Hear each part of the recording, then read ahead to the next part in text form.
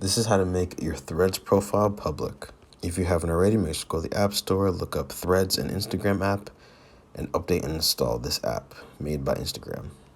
Once you have that installed, let's go in and open up the app.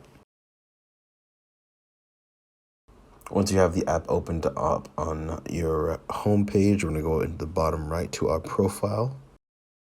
Once we've done that, we're going to go on the top right to those two lines right there. And from here, we're going to go to privacy.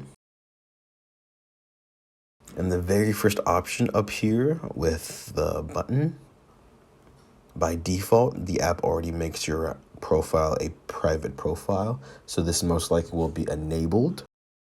But if you'd like to make your profile into a public profile, go and press on that. It's going to say switch to a public profile.